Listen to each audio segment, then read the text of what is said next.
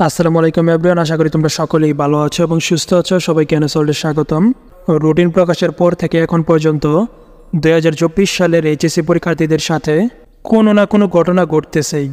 সেই রুটিন প্রকাশের পর থেকে এখন পর্যন্ত এইচএসসি পরীক্ষার্থীদের সাথে কি কি ঘটনা ঘটছে এবং এইচএসসি পরীক্ষার ভবিষ্যৎ কি, এই বিষয়গুলো নিয়ে আমরা আজকের ভিডিওটিতে আলোচনা করব। তাই অবশ্যই এই ভিডিওটি না টেনে সম্পূর্ণ দেখতে থাকো এবং চ্যানেলে নতুন হয়ে থাকলে চ্যানেলটিকে সাবস্ক্রাইব করে পাশে থাকা বেল আইকনটি অন করে নিবা। আর যদি ইতিমধ্যেই সাবস্ক্রাইব করে থাকো তাহলে থ্যাংক ইউ সো মাচ।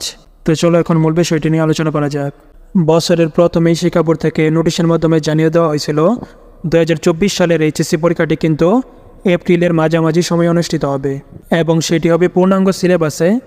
আর এই নোটিশের পর বিভিন্ন মহল থেকে বিভিন্ন কথাবার্তা হওয়ায়, অর্থাৎ এত অল্প সময়ে শিক্ষার্থীরা কীভাবে পূর্ণাঙ্গ সিলেবাসে এইচএসসি পরীক্ষা দেবে, এই বিষয়টি নিয়ে বিতর্কের জন্ম হওয়ায় শিক্ষা মন্ত্রণালয় কিন্তু এইচএসসি পরীক্ষা পিছানোর সিদ্ধান্ত নেয়।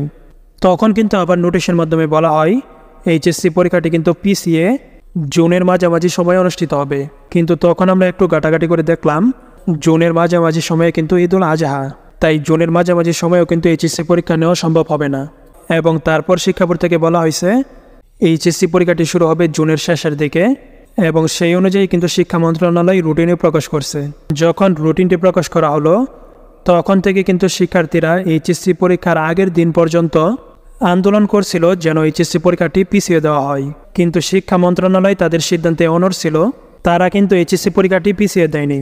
তারপর কিন্তু আমরা দেখলাম যথারীতি পরীক্ষাগুলো শুরু হলো, কিন্তু পরীক্ষা শুরু হওয়ার 2 দিন পর থেকেই শুরু হলো কোটা আন্দোলন এবং এই আন্দোলনটি কিন্তু ক্রমান্বয়ে জোরালো হচ্ছিল এবং এক পর্যায়ে কিন্তু 16 তারিখ ঘোষণা আসে অনির্দিষ্টকালের জন্য দেশের সকল শিক্ষা প্রতিষ্ঠান বন্ধ থাকবে এবং 18 জুলাই তারিখের এইচএসসি পরীক্ষাটি স্থগিত থাকবে। এখানেই আরেকটি নাটকের শুরু।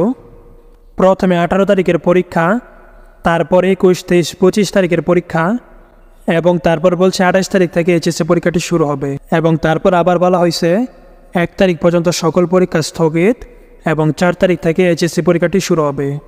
এবং এই নোটিশের পর 2024 সালের এইচএসসি পরীক্ষার্থীরা আবার আন্দোলন করতেছে, তারা কোনোভাবেই এইচএসসি পরীক্ষায় বসবে না যতক্ষণ পর্যন্ত তাদের সকল সহপাঠীদের মুক্তি দেওয়া না হয়, ততক্ষণ পর্যন্ত তারা এইচএসসি পরীক্ষাতে বসবে না।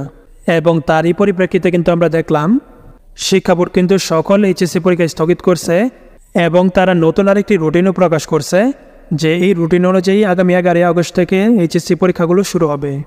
এবং তারপর 5 আগস্ট যখন শিক্ষার্থীদের এক দফা দাবি পূরণ হলো, তার আগে অর্থাৎ 3-4 তারিখে কিন্তু সবাই ভাবছিল এইচএসসি পরীক্ষাটি কিন্তু 11 আগস্ট থেকে শুরু হবে না, কেননা দেশের পরিস্থিতি কিন্তু আবার অস্থিতিশীল হতে চলেছিল। কিন্তু এক দফা পূরণ হওয়ার পর সকল শিক্ষা প্রতিষ্ঠানে কিন্তু খুলে দেওয়া হয়েছে এবং শিক্ষার্থীদেরকেও কিন্তু বলা হয়েছে 11 আগস্ট থেকে এইচএসসি পরীক্ষা শুরু হবে, তারা যেন সেই অনুযায়ী প্রিপারেশন নেয়।